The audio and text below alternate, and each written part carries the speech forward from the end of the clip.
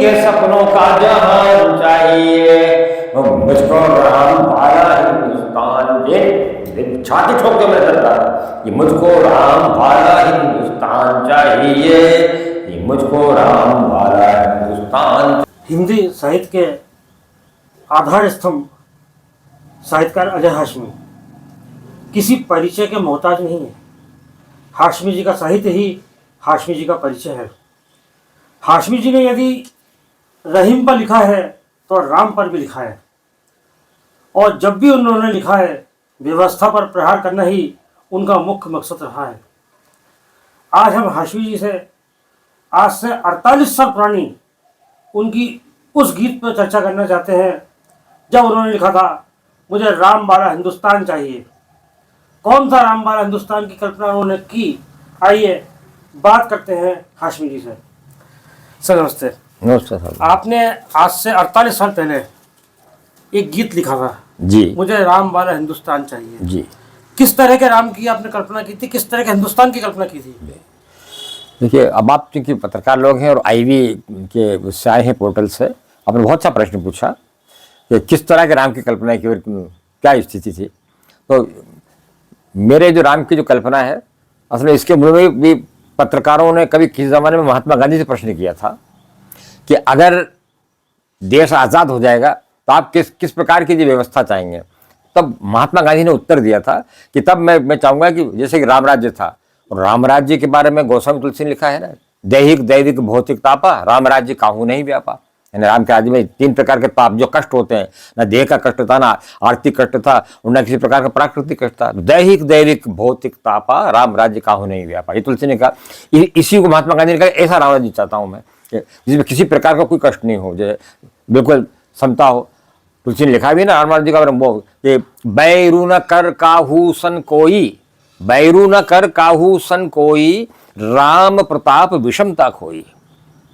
किसी को बैर नहीं है और विषमता का नाम निशान तक नहीं, ये है राम राज्य। तो जब पत्रकारों ने से प्रश्न पूछा था आज़ाद होने के देश के कुछ ही समय पहले, तो ऐसी व्यवस्था होगी। तो ये अजहर हाशमी भी जो राम का हिंदुस्तान चाहता है, और कैसा चाहता है। 1976 में मैंने इसकी को रेखांकित किया था, और उस समय आपातकाल लगा हुआ था ना, लिखना जो बहुत साहस का काम था, वो उसमें आपातकाल लगा था। तो मैंने उसको कहा कि गांधी जी के सपनों का जहान चाहिए, मुझको राम वाला हिंदुस्तान चाहिए।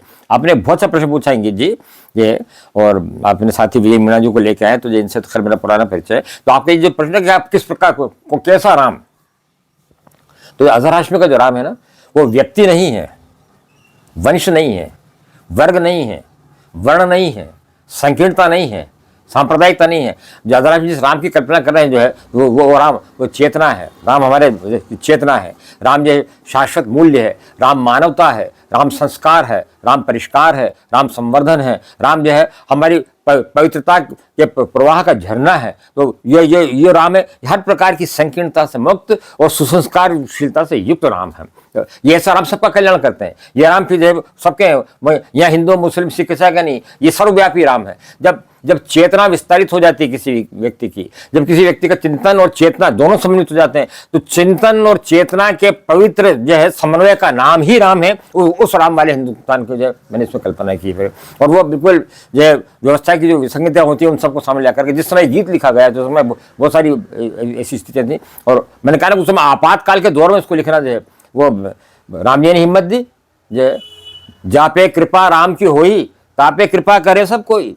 तो उस समय इस गीत को जो है इस तरह से लिखना, और वो बहुत सराहा गया।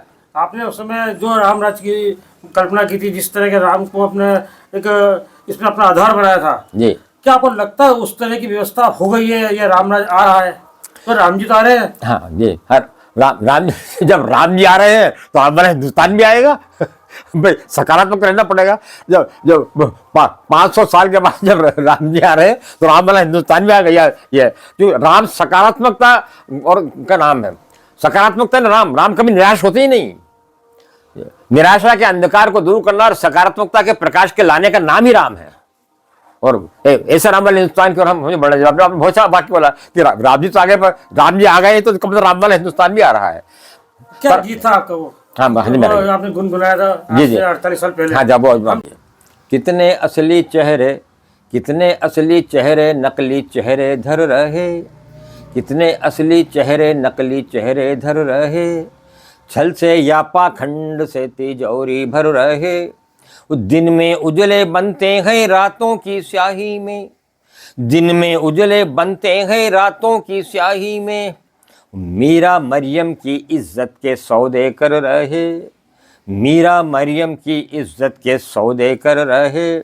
तो बहुत हुए हैं पतित हमें उत्थान चाहिए, बहुत हुए हैं पतित हमें उत्थान चाहिए।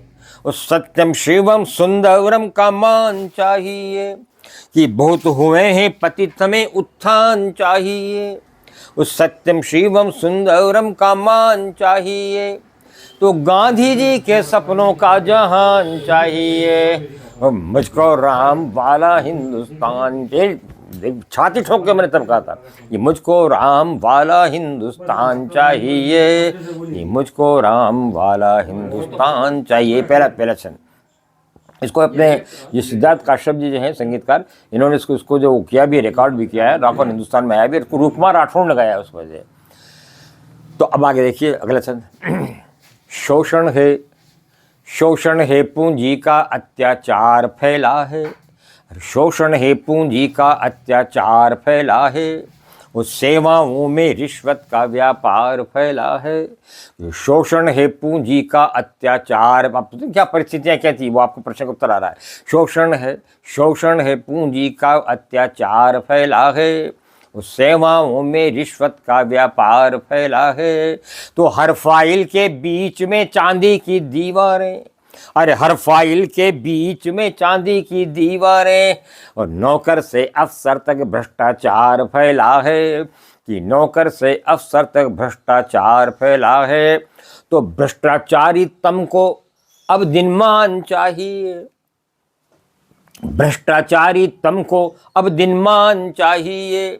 और तमसो माँ ज्योतिर्गमय का ध्यान चाहिए, ये भ्रष्टाचारी तम को अब दिनमान चाहिए। उत्तम सोमा ज्योतिर्गमय का ध्यान चाहिए। तो गांधी जी के सपनों का जहान चाहिए।